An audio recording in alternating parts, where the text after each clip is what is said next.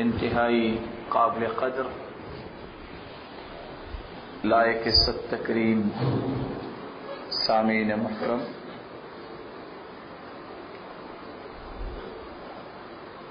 اللہ تعالیٰ نے انسان کو مٹی سے پیدا کیا۔ آدم علیہ السلام سے لے کر قیامت تک آنے والی مخلوق اللہ مالک الملک نے مٹی سے بنائی اور مٹی سے ہی بنائیں گے۔ اس مٹی سے بنا ہوا انسان اپنی جسمانی خوراک کا حصول بھی مٹی سے ہی کرتا ہے۔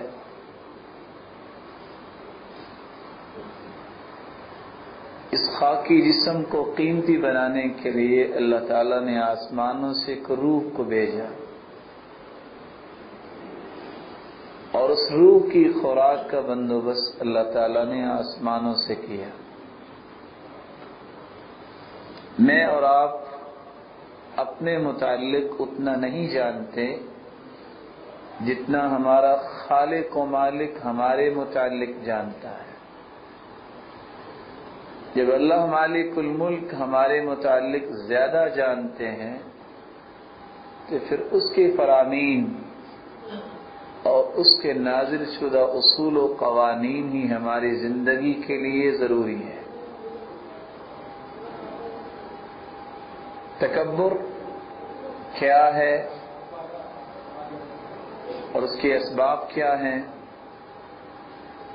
اور اس کی ہلاکتیں کیا ہیں، اور ایک مسلمان تکبر سے کس طرح بچ سکتا ہے، آج ہماری گفتگو کا محور یہ چند نکات ہیں۔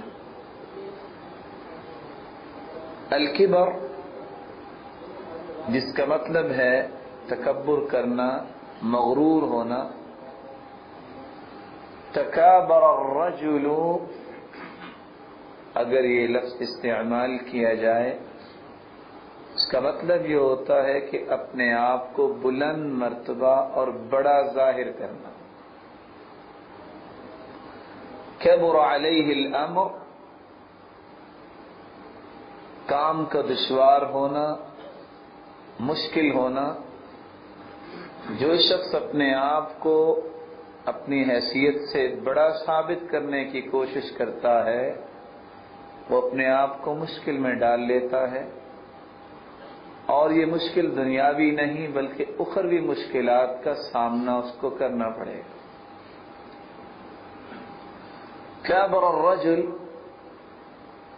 مخالفت کرنا اور دشمنی کرنا۔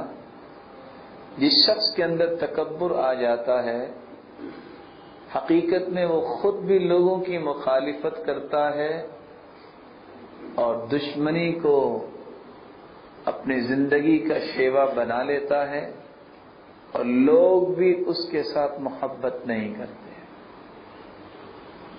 تکبر بطر الحق وغمط الناس، حق بات کو ٹھکرا دینا اور لوگوں کو حقیر جاننا، یہ تکبر ہے۔ غزالی بیان کرتے ہیں الکبر هو استعظام النفس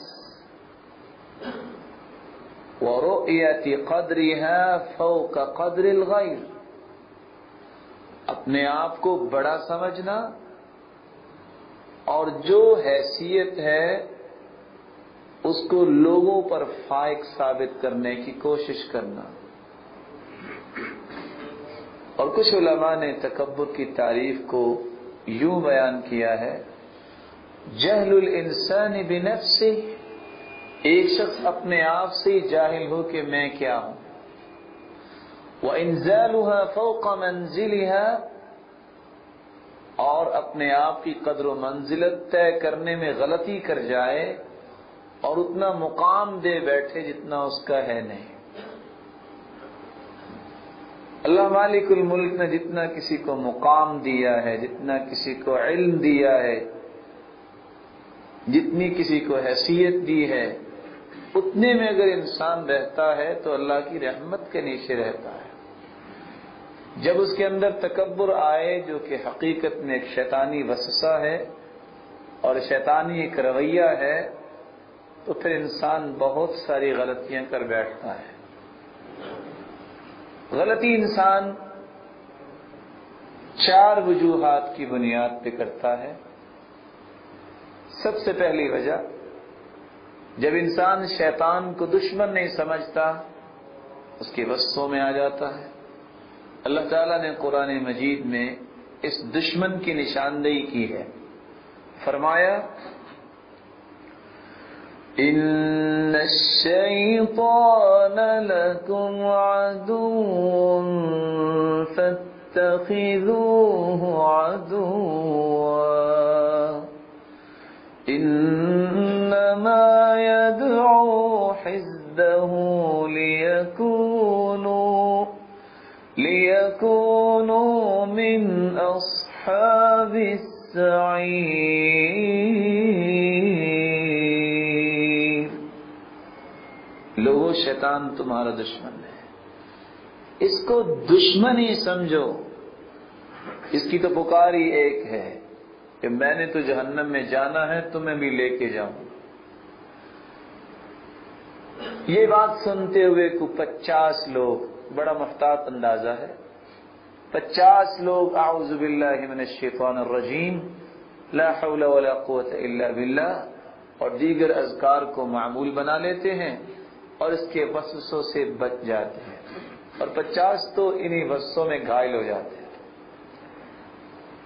جو بچ گئے 50 لوگ، ان کے سامنے ایک اور دشمن آتا ہے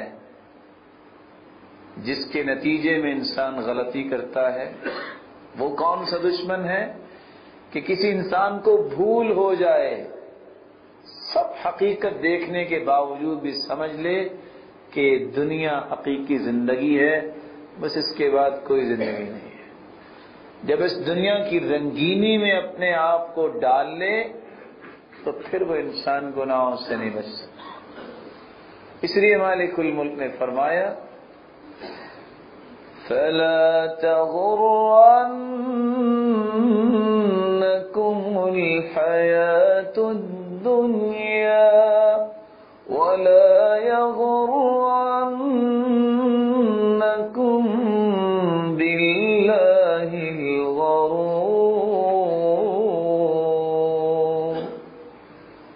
دنیا کی رنگینی تمہیں دھوکے میں نہ ڈالے۔ یہ بات ضروری ہے کہ انسان دنیا کے بغیر زندہ تو نہیں رہ سکتا۔ وَلَا تَنْسَ نَصِيبَكَ مِنَ الدُّنْيَا، دنیا کے حصے کو مت بھولیے۔ وَأَحْسِنْ كَمَا أَحْسَنَ اللَّهُ إِلَيْكَ، لیکن احسان کرو جس طرح اللہ تعالیٰ نے تمہارے ساتھ احسان کیا ہے۔ اس کی سادہ سی مثال یہ ہے، کشتی پانی میں چلتی ہے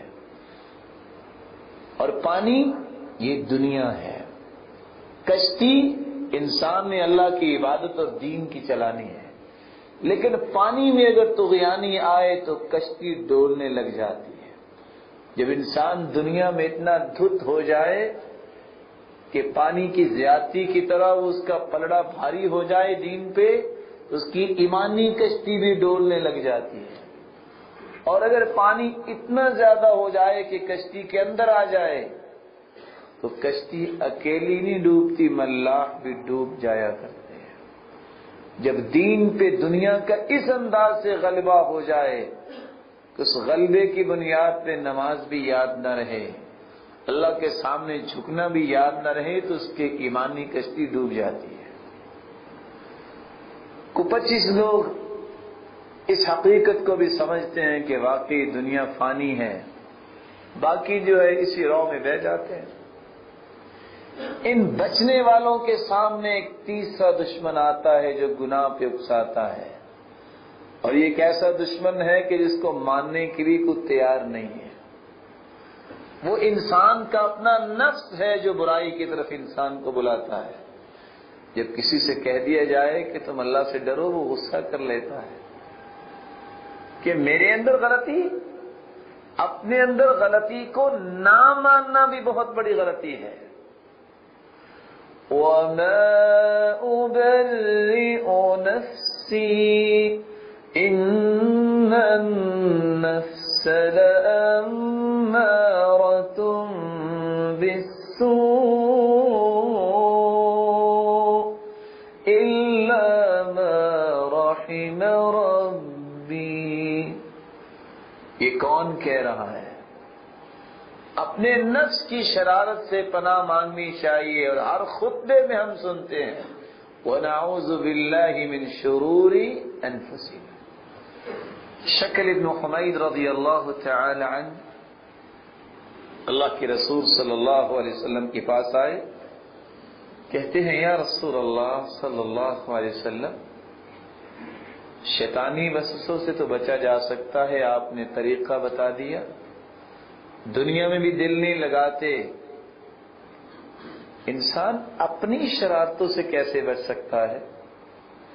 آپ نے اس کا ہاتھ پکڑا اور فرمایا یہ دعا پڑھ لیا کرو، اللہم انی اعوذ بک من شر سمعی، اے اللہ میری سماعت کی شر سے مجھے بچا دے، میں تیری پناہ میں آتا ہوں، واعوذ بک من شر عینی، اللہ میری آنکھ کی شر سے مجھے بچا، وَأَعُوذُ بِكَ مِن شَرِّ لِسَانِي، اے اللہ میری زبان کی شر سے مجھے بچا، وَأَعُوذُ بِكَ مِن شَرِّ قَلْبِي، اے اللہ میرے دل کی شر سے مجھے محفوظ فرما دے، وَأَعُوذُ بِكَ مِن شَرِّ مَنِيِّ، اے اللہ میری قوت باہ طاقت کی شر سے مجھے بچا دے۔ جب انسان اس طرح کی دعائیں یاد کر لیتا ہے تو پھر مولا کریم کی رحمتوں کا نزول ہو جاتا ہے اور اس کی حفاظت ہو جاتی ہے۔ آخری سبب جس سے انسان گناہ کرتا ہے، کتنے کو لوگ بچے ہوں گے ان 3 شکنجوں سے؟ بہت پختگی جن کے اندر ہوتی ہے عبادات میں، اللہ سب کو محفوظ فرمائے۔ اگر ان کو یہ بیماری لگ جائے جو کینسر کی بیماری ہے کہ وہ اپنی رائے اور اپنی خواہش کے غلام بن جائیں، علم ہونے کے باوجود بھی امت اسلامیہ کا بیشتر حصہ اس بیماری میں مبتلا ہو کے ہی گناہ کرتا ہے۔ وہ کون سی بیماری ہے؟ وہ کون سا سبب ہے کہ انسان باوجود علم ہونے کے بھی قرآن و سنت کے دلائل کی پرواہ نہ کرے، اپنی رائے کی پرواہ کرے اور کہے جو میں کہہ رہا ہوں وہ ٹھیک کہہ رہا ہوں۔ أَفَرَأَيْتَ مَنِ اتَّخَذَ إِلَٰهَهُ هَوَاهُ وَأَضَلَّهُ اللَّهُ عَلَىٰ عِلْمٍ وَخَتَمَ عَلَىٰ سَمْعِهِ وَقَلْبِهِ وَجَعَلَ عَلَىٰ بَصَرِهِ غِشَاوَةً۔ جانتے ہیں ان لوگوں کو؟ أَفَرَأَيْتَ مَنِ اتَّخَذَ إِلَٰهَهُ هَوَاهُ، کیا خیال ہے اس کے بارے میں جس نے اپنے نفس کو ہی اپنا معبود بنا لیا؟ وَأَضَلَّهُ اللَّهُ عَلَىٰ عِلْمٍ، علم کے باوجود وہ گمراہی کے راستے پہ چل نکلتا ہے۔ اس لیے اللہ سے دعا کرنی چاہیے اللہ تعالیٰ کسی کو نفس کا غلام نہ بنائے، اللہ تعالیٰ کسی کو اپنی عقل اور رائے کا غلام نہ بنائے۔ جو اس کا اسیر بن جاتا ہے، جب تک وہ اللہ کی طرف رجوع نہیں کرتا، سچی توبہ نہیں کرتا، وہ گناہوں سے نہیں بچ سکتا۔ اور یہ گناہ ایسا ہے جو انسان اس کنجے میں آ جاتا ہے وہ گناہ کو گناہ سمجھتا بھی نہیں۔ اس لیے قرآن میں اللہ فرماتے ہیں أَفَمَنْ زُيِّنَ لَهُ سُوءُ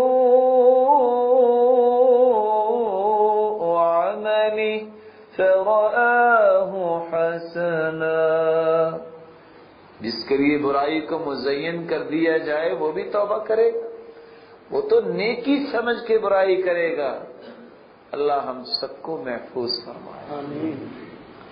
تکبر حقیقت میں ان 4 چیزوں کو سامنے رکھیے، کسی بھی شکنجے میں آ جائے انسان تکبر کرنے لگ جاتا، اور تکبر کے بنیادی طور پر 3 سبب ہیں۔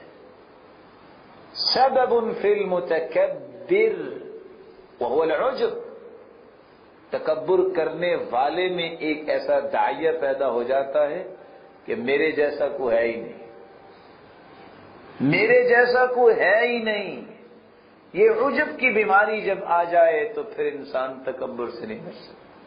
حالانکہ حقیقت یہ ہے، ابن جماع بیان کرتے ہیں، تکبر یا انسان کو علم کی وجہ سے ہوتا ہے کہ میں بہت بڑا عالم ہوں، کسی کو مال کی وجہ سے ہوتا ہے میرے پاس بڑا مال ہے، کسی کو حسن کی وجہ سے ہوتا ہے، خاندانی جاہو جلال کی وجہ سے ہوتا ہے، یا کسی منصب کی وجہ سے ہوتا ہے۔ یہ سارے کے ساری راہیں شیطانی راہیں ہیں۔ شیطان تھا جس نے سب سے پہلے اس بات کا نعرہ لگایا، میں اچھا ہوں۔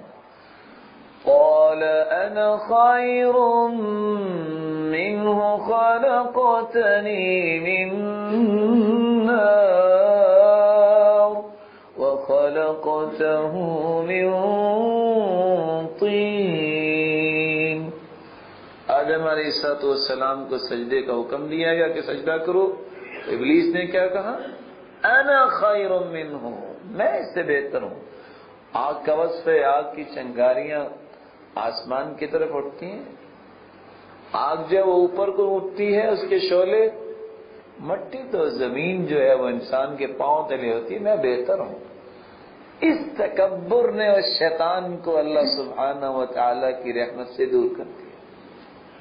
قارون جس نے یہ لفظ بولے تھے، قال انما اوتیتہ علی علم عندی، یہ میرے علم کی بدولت میرے پاس خزانے آئے ہیں۔ اللہ مالک الملک نے ان خزانوں کو کیا کیا تھا؟ فخسفنا به وبداره الأرض فما كان له من فئة ينصرونه من دون الله۔ اللہ نے قارون کو بھی دنسا دیا اور اس کے خزانوں کو بھی دنسا دیا۔ اگر جاہ و منصب پہ انسان کو گھمنڈ ہوتا ہے، فخر ہوتا ہے، تکبر کرتا ہے کہ میرا خاندان بڑا ہے، ابو جہل کس خاندان سے تھا؟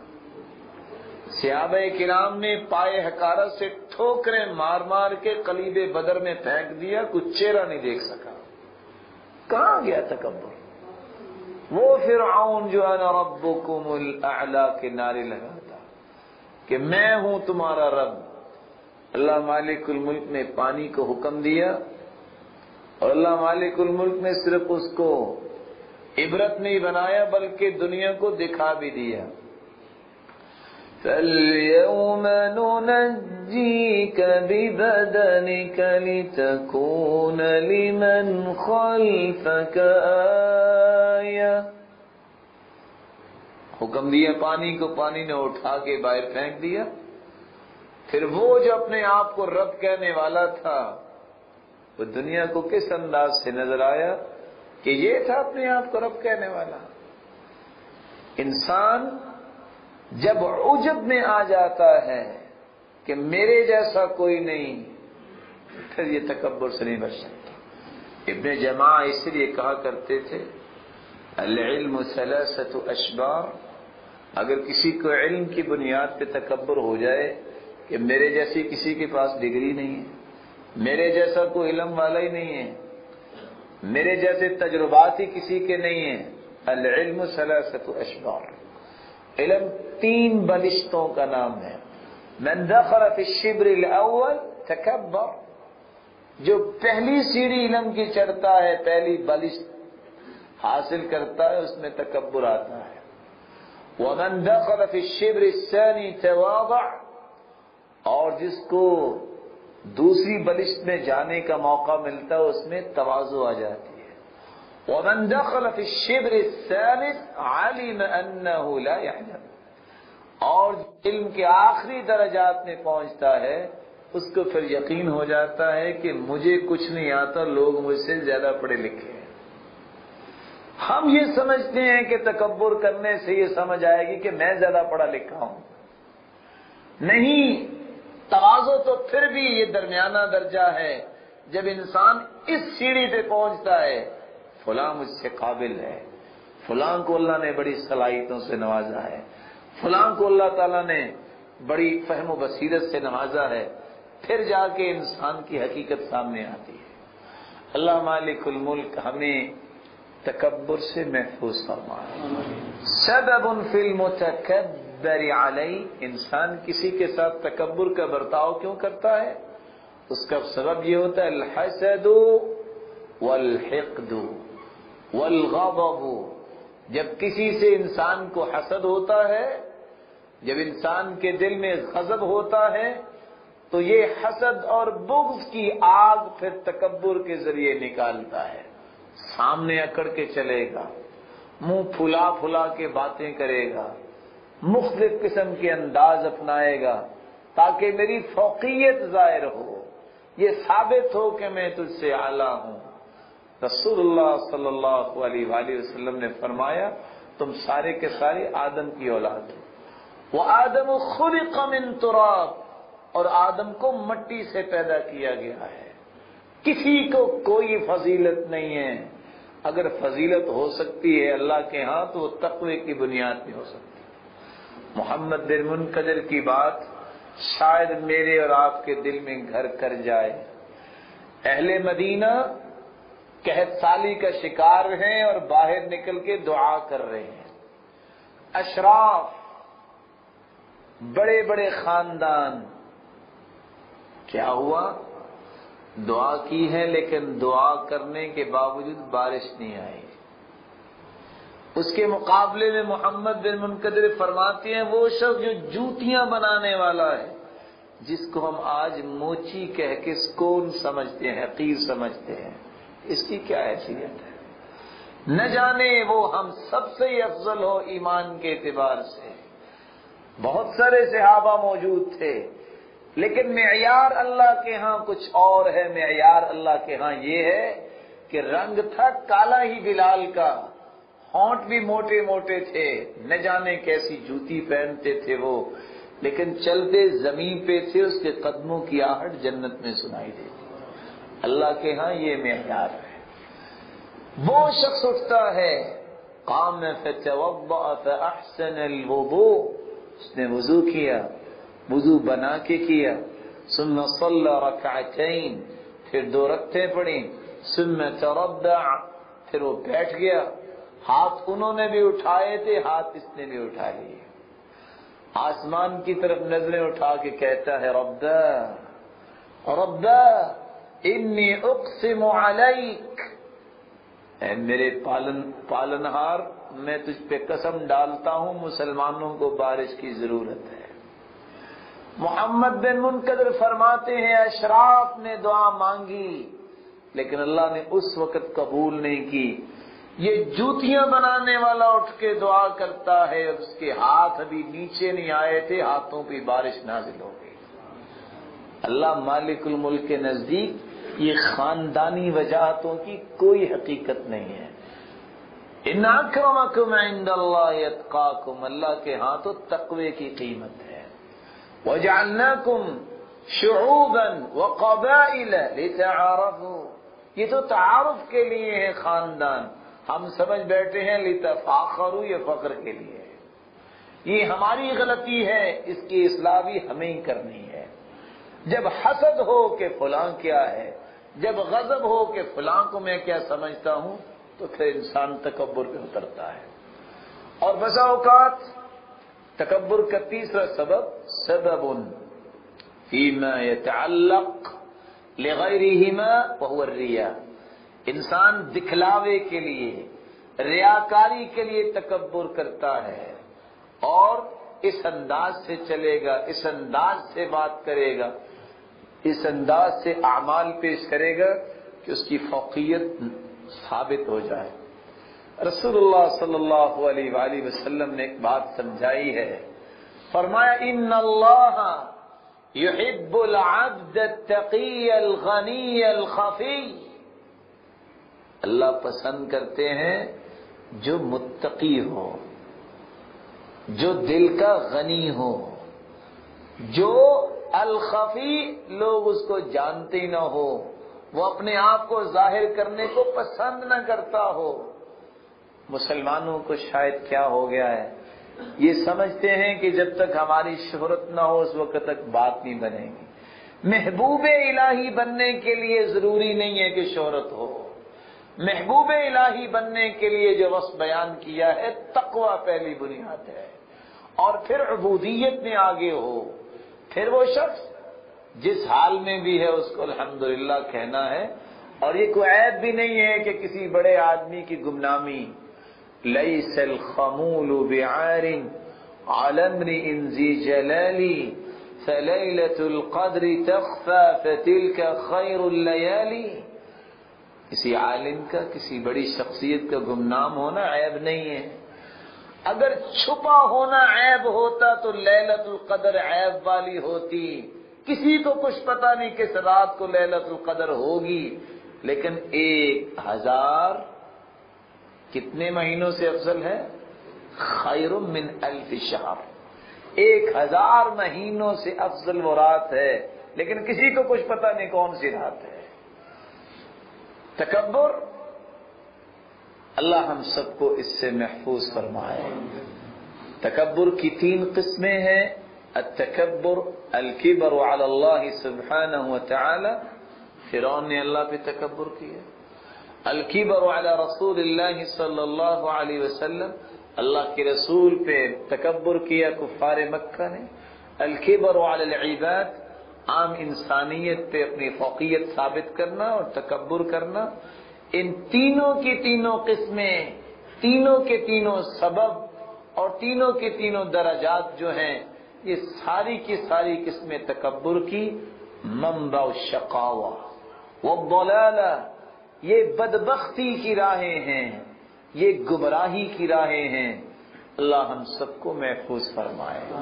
اور انسان کے تکبر کا اظہار کیسے ہوتا ہے؟ 3 وجہوں سے۔ اَيَكُونَ الْكِبَرُ مُسْتَقِرًّا فِي قَلْبِهِ، کچھ ایسے بدبخت اور بد نصیب ہوتے ہیں ان کے دل میں عجب اور تکبر ہوتا ہے، ان کے سامنے کسی انسان کی کوئی قدر و قیمت نہیں ہے، بڑا ہو یا چھوٹا ہو، اس کی آنکھوں کے سامنے کسی کی عظمت ہے ہی نہیں، نہ اس کو دین سے کوئی غرض ہے، نہ اس کو دنیا سے کوئی غرض ہے، اس کے اندر بہیمیت جو آ جاتی ہے، حیوانیت کا یہ وصف آتا ہے، وہ کسی انسان کو لائق اعتنا سمجھتے ہی نہیں ہے۔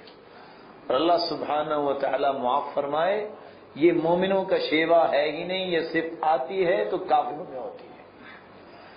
تکبر کا اظہار دوسری طرح اس طرح کیا جاتا ہے، ان یظہر الکبر بلسانہ کالدعاوی المفاخرہ وتزکیۃ النفس، بندہ اپنی زبان سے بس اوقات اظہار کرتا ہے بڑے بڑے فخریہ کلمات، میں کیا سمجھتا ہوں، اور میرے سامنے اس کی حیثیت کیا ہے، اور میں جانتا ہوں اس کی قدر و قیمت کتنی ہے، یا اپنا تزکیہ بیان کرے گا کہ میرے جیسا بھی کوئی ہے نیک، اور دیکھا ہے فلاں کتنا نیک ہے، جبکہ خالق و مالک نے اپنے پیارے پیغمبر کو حکم کیا دیا، سرتاج رسول تمہیں بنایا ہے، تیرے جیسی ہستی میں نے پیدا ہی نہیں کی، نہ قیامت تک پیدا ہو سکے گی، لیکن فرمایا وَاخْفِضْ جَنَاحَكَ لِلْمُؤْمِنِينَ،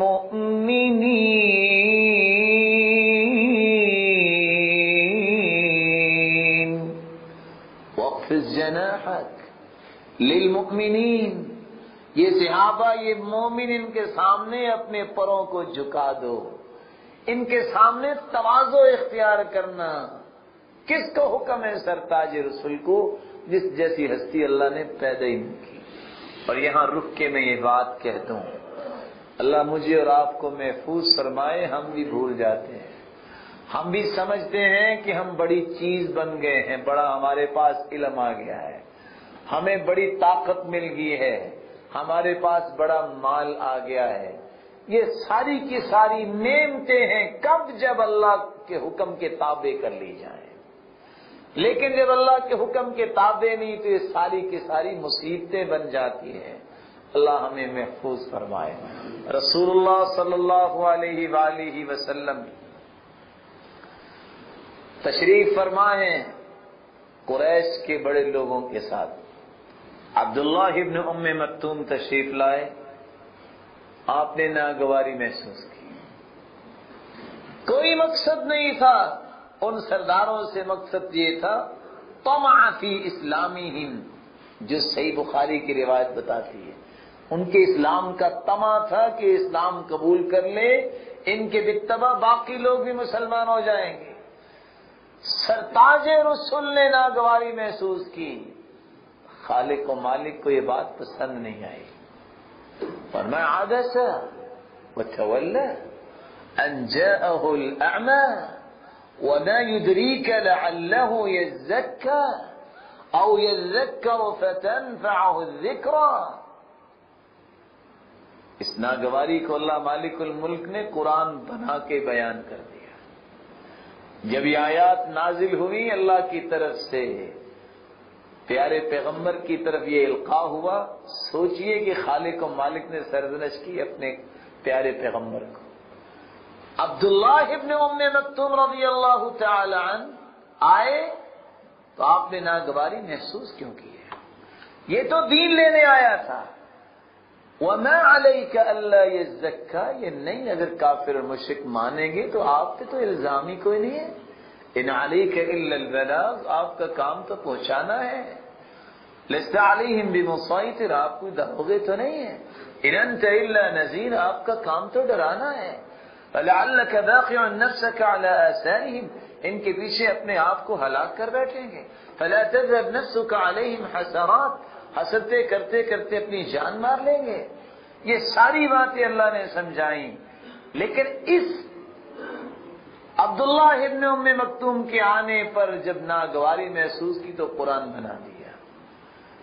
چنانچہ جب عبداللہ ابن ام مکتوم دوبارہ آئے، سرتاج رسول کھڑے ہو گئے، کہتے ہیں مرحبا بمن عاتبنی فی ربی، میں اس شخصیت کے لیے خوش آمدید کہتا ہوں جس کی وجہ سے میرے رب نے مجھے جھڑکا ہے، مجھے معاتبت کی ہے، اور 13 مرتبہ اپنے مصلی کا نائب بنایا کہ میں نہ ہوں تو عبداللہ ابن ام مکتوم مسلمانوں کو نماز پڑھائیں۔ آج میں اور آپ بھی سوچیں آج میری اور آپ کی کیفیت کیا ہے۔ ہم یہ سمجھتے ہیں کہ فلاں کی قیمت نہیں ہے، میرے بھائیوں پتہ نہیں اس کی جتنی قیمت ہو ہماری اتنی ہو ہی نہ۔ رسول اللہ صلی اللہ علیہ وآلہ وسلم نے اسی لیے جو قرآن بیان کرتا ہے وَاصْبِرْ نَفْسَكَ مَعَ الَّذِينَ يَدْعُونَ رَبَّهُمْ بِالْغَدَاةِ وَالْعَشِيِّ يُرِيدُونَ وَجْهَهُ، وَاصْبِرْ، صبر کرو ان لوگوں کے ساتھ جو دن رات اللہ کو ہی پکارنے والے ہیں۔ یہ کمزور ہونا، طاقتور ہونا، یہ اللہ کے یہاں ہے، دنیا میں کوئی معیار نہیں ہے۔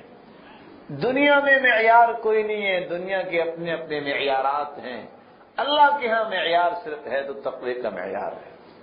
اس لیے فخریہ کلمات بولنا یا دعوے کرنا یا اپنا تزکیہ بیان کرنا یہ فخر ہے، تکبر ہے۔ فَلَا تُزَكُّوا أَنفُسَكُمْ هُوَ أَعْلَمُ بِمَنِ اتَّقَىٰ، اپنے منہ میاں مٹھو نہ بنو، اللہ جانتا ہے کون پاکیزہ ہے، کس کا تزکیہ ہے، کون تربیت یافتہ ہے۔ میرے کہنے سے میں نہیں بن سکتا کہ میں بڑا پاک دامن ہوں، وہ رب جانتا ہے۔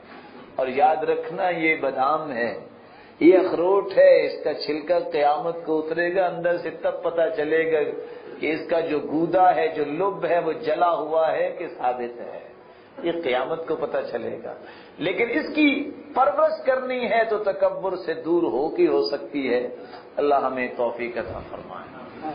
تیسرے تیسرا اظہار انسان تکبر کا اس وقت کرتا ہے ان یظہر الکبر بافعاله من الترفع في المجالس والتقدم على الاقران والانکار على من يقصر في حقه. انسان جب کسی مجلس میں بیٹھا ہو تو خواہش یہ پیدا ہو کہ میں کسی ایسی جگہ بیٹھوں کہ میں سب سے فائق نظر آؤں. اگر کوئی بات کہہ دے تو وہاں لال پیلا ہو جائے کہ ہاں اس نے میری شخصیت پہ یہ بات کی کیوں ہے. ارے میں اور آپ ہیں کون؟ ذرا اپنی پہچان تو کریں. سرتاج رسول کو تو دیوانہ بھی کہا گیا، سرتاج رسول کو تو جادوگر کہا گیا، پاگل کہا گیا. اور قرآن مجید کی اس آیت کا ترجمہ گھر بیٹھ کے پڑھیے گا، سوچئے گا اس کا معنی کیا ہے. نون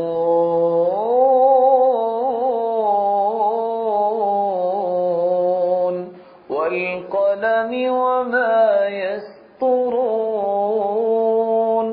ما أنت بنعمة ربك بمجنون وإن لك لأجرا غير ممنون.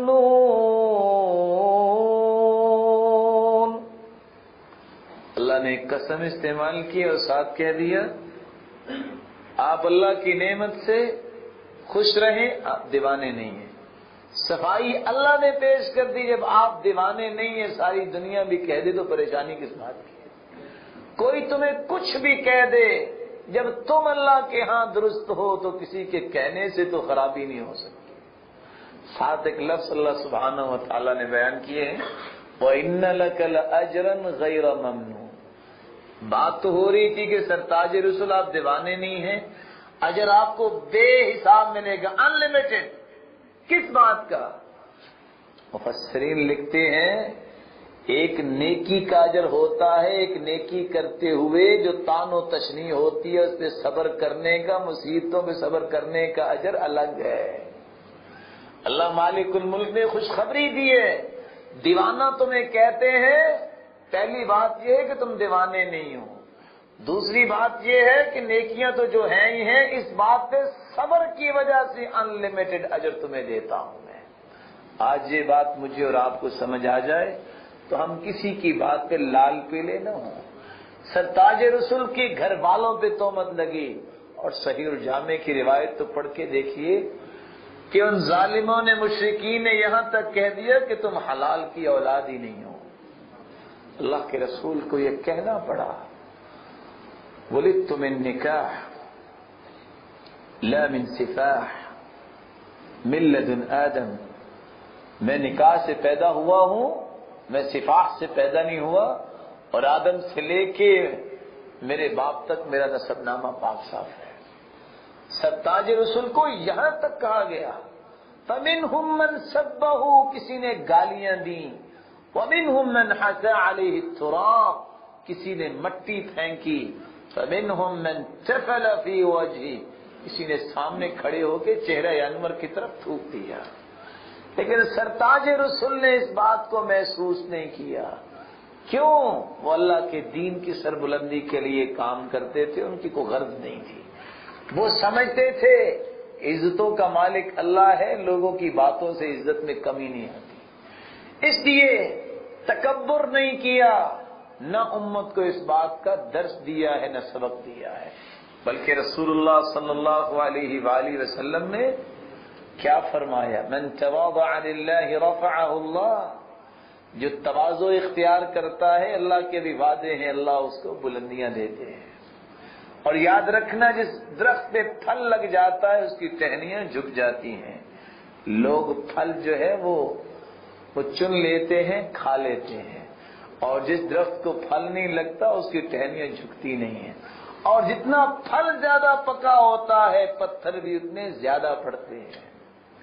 لیکن کن کالشجرہ یرمی الیہا الاحجار وترمی الیہم الاسمار. اگر دلائل سمجھ میں نہیں آتے تو درخت کی شان کوئی سمجھ لو، درخت ہی بن جاؤ. جب پھل پک جاتا ہے پتہ ہے کتنے پتھر پڑتے ہیں، لوگ پتھر پھینکتے ہیں، وہ اس کے جواب میں پھل پھینکتا ہے. ایسا درخت بنیے، تب جا کے انسان کی عظمت اور قدر و منزلت اللہ کے ہاں بنتی ہے. انظر الى حسن صبر الشمع يظهر للرائين نورا وفيه النار تستعر كذا الكريم تراه ضاحكا جزلا وقلبه بدخيل الهم منفطر.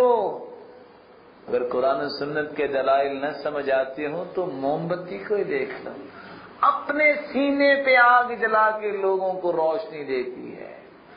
جو بطل آدمی ہوتا ہے، دنیا جہان کی جیسی بھی باتیں ہوں، دل اس کا پھٹ رہا ہو غموں سے، لیکن وہ مسکراتا ہی نظر آتا ہے.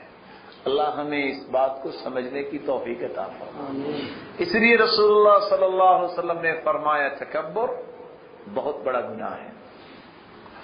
ان اللہ اوحى الی ان تواضعوا حتى لا يفخر احد على احد ولا يبغي احد على احد. اللہ نے اس بات کی وحی کی ہے کہ تم تواضع اختیار کرو. عز و انکساری میں برکت ہے، اور کوئی کسی پہ فخر نہ کرے، کوئی بغاوت نہ کرے، کیونکہ یہ فخر کرنا، یہ بغاوت کرنا خسارے کا سودا ہے. اللہ مالک الملک فرماتے ہیں وَاسْتَفْتَحُوا وَخَابَ كُلُّ جَبَّارٍ عَنِيدٍ مِّن وَرَائِهِ جَهَنَّمُ وَيُسْقَىٰ مِن مَّاءٍ صَدِيدٍ يتجرعه ولا يكاد يسيغه ويأتيه الموت من كل مكان وما هو بميت ومن ورائه عذاب غليظ. واستفتحوا وخاب كل جبار عنيد. سب سے بڑا خسارہ تو یہ ہے کہ انسان کے اندر تکبر آ جائے. من ورائہ جہنم، نتیجہ کیا ہے؟ جہنم ہے. وَيُسْقَىٰ مِن مَّاءٍ صَدِيدٍ، یہ پانی کا حقدار نہیں ٹھہرایا جائے گا، جہنمیوں کی پیپ اس کو پلائی جائے گی. اللہ ہم سب کو محفوظ فرمائے. بلکہ اللہ کے رسول صلی اللہ علیہ وآلہ وسلم نے فرمایا یہ خسارہ بھی ہے، بلکہ دنیا کے اندر بغاوت کی راہ ہے. سَيُصِيبُ أُمَّتِي دَاءُ الْأُمَمِ الْأَشَرُّ وَالْبَطَرُ وَالتَّكَاثُرُ وَالتَّشَاحُنُ فِي الدِّينِ وَالتَّحَاسُدُ وَالتَّبَاغُضُ حَتَّى يَكُونَ الْبَغْيُ. میری امت کو سابقہ امتوں کی بیماریاں آئیں گی جب تو پھر مصائب آئیں گے. کیسے؟ جب ان کے اندر تکبر آ جائے گا، بطر آ جائے گا، ان کا مقابلہ شروع ہو جائے گا کہ میں فلاں سے بڑھ جاؤں. ان کے دلوں کے اندر بغض و حسد ڈیرے جما لے گا. پھر ہوگا کیا؟ جس کی وجہ سے دنیا میں بغاوت پھیل جائے گی. اور یہی لوگ ہیں جب یہ بغاوت پہ اتر آتے ہیں تکبر کرنے والے، تو پھر اللہ کی طرف سے ان کے دلوں پہ مہر لگ جاتی ہے.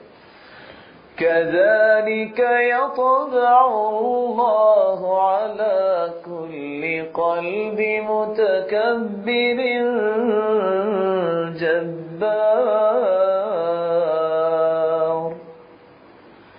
مہر لگ جاتی ہے تکبر کرنے والے کے دل پہ. اب وہ کسی کی بات کو سمجھ بھی نہیں سکتا، وہ کوئی اچھی بات کو قبول بھی نہیں کرتا. کیوں اپنے دل پہ مہر لگا بیٹھا ہے؟ اور کہنے والے نے کہا تو ہے، سچی بات یہ ہے کہ ایک مہذب آدمی اپنی زبان کی حفاظت کرتے ہوئے بڑے بڑے کلمات کو چھوڑ دیتا ہے. کہنے والا تو کہتا ہے جب کمینے عروج پاتے ہیں تو اپنی حقیقت کو بھول جاتے ہیں. کتنے کم ظرف ہیں یہ غبارے کے چند پھونکوں سے پھول جاتے ہیں. انسان کو اس بات کی کوئی خبر نہیں کہ میری حقیقت کیا ہے. عبداللہ بن عباس رضی اللہ تعالیٰ عنہ سے ایک شخص نے آگے کہا، سنا ہے تم بڑے پڑھے لکھے ہو، اور اپنے آپ کو مفتی سمجھتے ہو، بتاؤ چونٹی کا چہرہ کدھر ہوتا ہے؟ آگے ہوتا ہے کہ پیچھے ہوتا ہے؟ فدخل غرفته فبكى بكاء مريرا. عبداللہ بن عباس رضی اللہ تعالیٰ عنہ کو جواب نہیں آیا، کمرے میں داخل ہو گئے اور رونا شروع کر دیا کہ واقعی اے عبداللہ تمہیں تو اس بات کا واقعی پتہ نہیں ہے کہ چونٹی کا جو چہرہ ہوتا ہے وہ جدھر چل رہی ہوتی ادھر ہوتا ہے کہ پچھلی سائڈ پہ ہوتا ہے. بات یہ ہے انسان کو کسی مرحلے میں بھی جا کے یہ بات کہنا، یہ تصور بنانا اس کے لیے لائق نہیں ہے کہ میرے جیسا کوئی نہیں ہے، میں بہت بڑی چیز ہوں. رسول اللہ صلی اللہ علیہ وآلہ وسلم نے اس بات سے منع فرمایا. اس لیے فرمایا کہ جب انسان تکبر کرتا ہے تو یہ ہے وہ سبب نیک لوگوں پہ پھر شریر لوگ مسلط ہو جاتے ہیں. فرمایا اذا نشت امتی مطیطا ای بالتبختر ومد الیدین فی المشی. جب میری امت مطیطا چلنا شروع کر دے گی، تبختر کرے گی چلتے ہوئے اور بازوؤں کو کھول کھول کے چلے گی، سلط شرارها علی خیارها، پھر انتظار کر لو پھر شریر لوگ مسلط ہو جائیں گے. کن لوگوں پر؟ نیک لوگوں پر. اللہ ہم سب کو تکبر سے محفوظ فرمائے. بلکہ رسول اللہ صلی اللہ علیہ وسلم نے فرمایا تکبر تو انسان کو ہلاک کر دیتا ہے. ثلاث منجیات وثلاث مہلکات، اما المنجیات فخشیۃ اللہ فی السر والعلانیہ. تین چیزیں ہلاک کر دینے والی ہیں اور تین چیزیں نجات دینے والی ہیں. نجات دینے والی چیزوں میں سے پہلی چیز خشیت اللہ فی السر والعلانیہ، جب انسان کے اندر خشیت الہی آ جائے، جلوت میں ہے یا خلوت میں ہے، لوگوں میں بیٹھا ہے یا اکیلا ہے، ہر حال میں اللہ کا خوف غالب ہو اور سمجھے انا تحت الرصد الالہی، میں اللہ کی ردار کے نیچے ہوں، ایک لمحہ بھی جو بھی کر رہا ہوں سوچ رہا ہوں اس کو اللہ جانتا ہے. اور حسن بصری رحمت اللہ علیہ نے اسی بات کو بیان کیا ہے. جب ان سے پوچھا گیا میں سر الزہدک، اتنے بڑے نیک اور پارسا بنے ہیں کیسے بن گئے؟ کہا راز ہیں اس کے، علمت بأن رزقی لن یأخذہ غیری فاطمئن قلبی له. لوگوں کو شاید بھول ہو گئی ہے، مجھے یقین ہے کہ میرا رزق میں نہیں کھانا ہے، میں مطمئن رہتا ہوں، وہ تو مل کے ہی رہنا ہے، اس لیے میں دین نہیں چھوڑتا اس رزق کے پیچھے.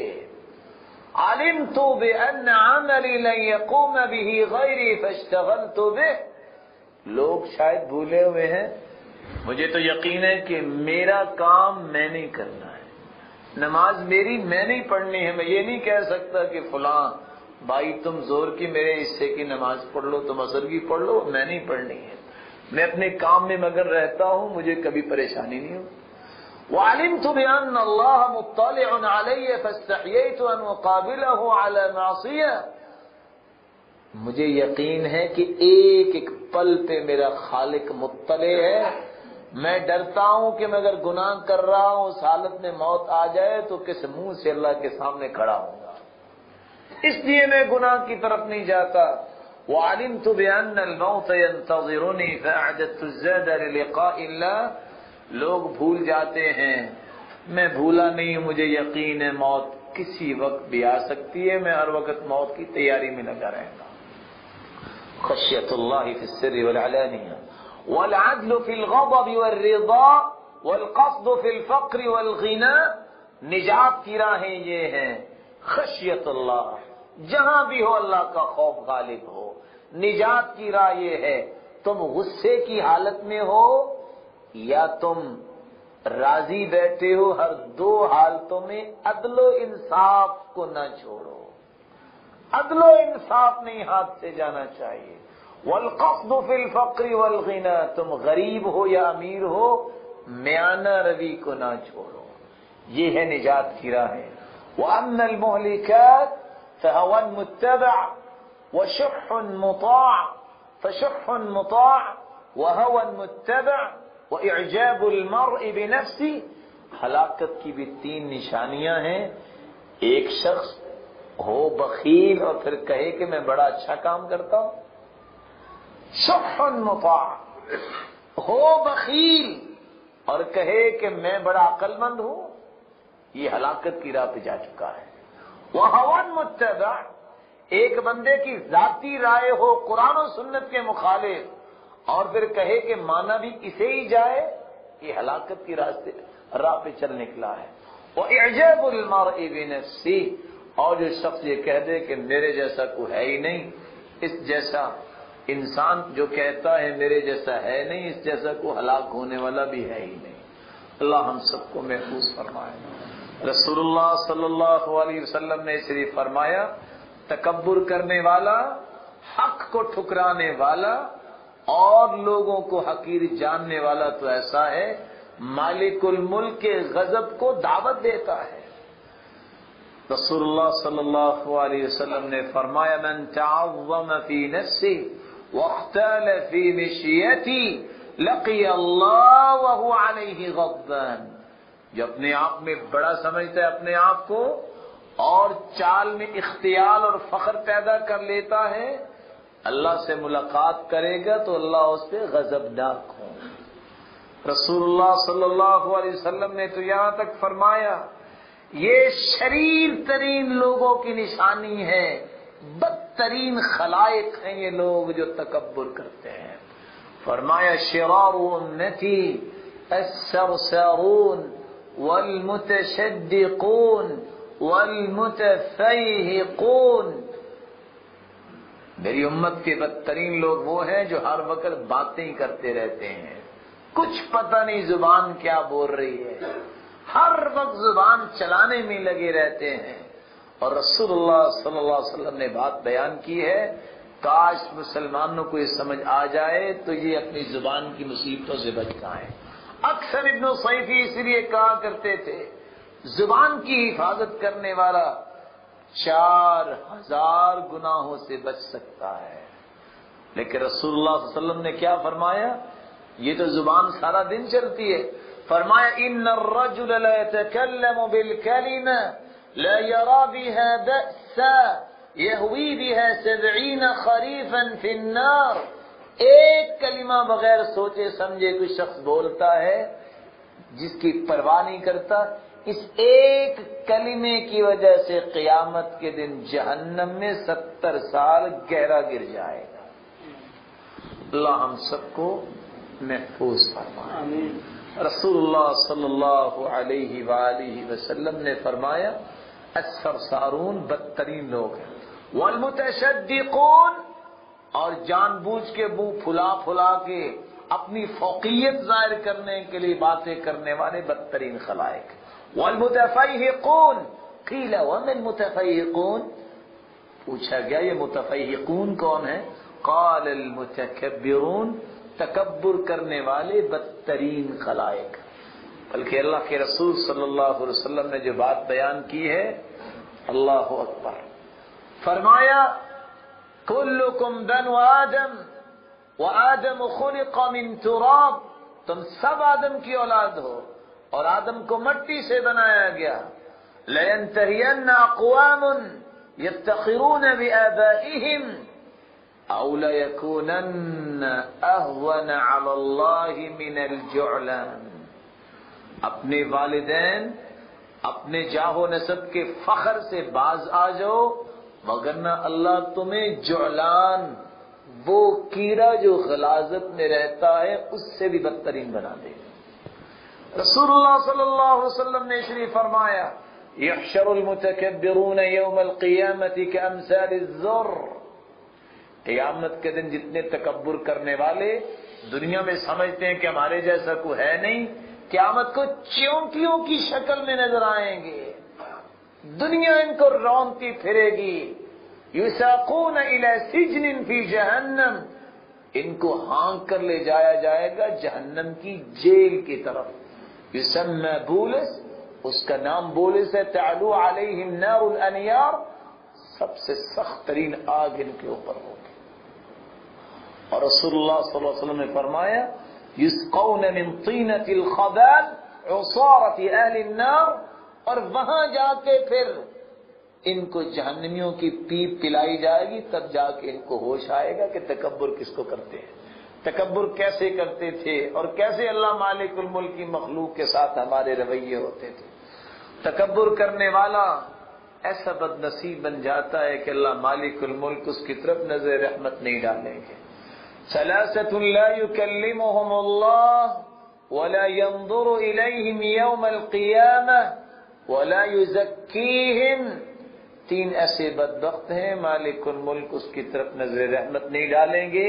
ان تینوں میں ایک وہ بھی ہے عائل مستکبر، جس کے پاس ہے بھی کچھ نہیں پھر بھی اکڑ کے چلتا ہے بھی عائل فقیر اور پھر بھی تکبر. رسول اللہ صلی اللہ علیہ وآلہ وسلم نے اس لیے فرمایا یخرج عنق النار یوم القیامہ، آگ سے ایک گردن باہر آئے گی، لہو اذنان یسمعان وعینان یبصران ولسان ینطق، اس گردن میں آنکھیں بھی لگی ہوں گی جو دیکھ رہی ہوں گی، کان بھی ہوں گے جو سن رہے ہوں گے، زبان بھی ہوگی جو بولتی ہوگی. امام البانی صحیح الجامع میں روایت لے کے آئے ہیں یقول، اور بول کے کہے گی انی وکلت بثلاث، آج تین لوگوں پہ مجھے مسلط کیا گیا ہے. سب سے پہلا کون ہے؟ بکل جبار عنید، جو اپنے آپ کو جابر سمجھتا تھا اور تکبر کرنے والا، آج میں اس کو سبق سکھاؤں گی. وَبِكُلِّ مَنْ دَعَا مَعَ اللَّهِ إِلَٰهًا آخَرَ، جو دنیا میں شرک کرتا تھا آج میں اس کو سبق پڑھاؤں گی. اللہ ہم سب کو محفوظ فرمائے. رسول اللہ صلی اللہ علیہ وآلہ وسلم نے فرمایا کہ یہ لوگ جنت میں داخل نہیں ہوں گے. لا يدخل الجنة من كان في قلبه مثقال ذرة من كبر، جس کے دل میں رائی کے دانے کے برابر بھی تکبر ہو وہ جنت میں نہیں جائے گا.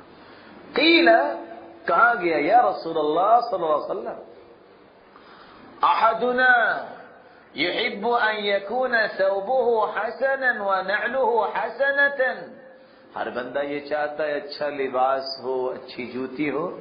فرمایا اچھا لباس پہننا تکبر نہیں ہے. ان اللہ جمیل یحب الجمال، اللہ جمیل ہے، جمال کو پسند کرتے ہیں. نئی جوتی پہننا اور اچھا لباس پہننا یہ تو تکبر نہیں. الکبر بطر الحق وغمط الناس، تکبر تو یہ ہے کہ حق بات کو ٹھکرا دینا اور لوگوں کو حقیر جاننا، یہ تکبر ہے. لباس، یہ جوتی، یہ تو اللہ تعالیٰ کی نعمت ہے. ان اللہ یحب ان یرى اثر نعمته علی عبده، اللہ تو پسند کرتے ہیں کہ اللہ نے جس بندے کو نعمت دی ہے وہ نعمت کا اظہار کرے. بلکہ اللہ کے رسول صلی اللہ علیہ وسلم نے تو عمر رضی اللہ تعالیٰ عنہ کو یہ نصیحت کی تھی. کیا فرمایا تھا؟ البس جدیدہ وعش حمیدہ ومت شہیدہ، پہنو تو نیا لباس پہنو، زندگی گزارو تو تعریف والی، اور جب تمہیں موت آئے تو شہادت کی موت مانگنا.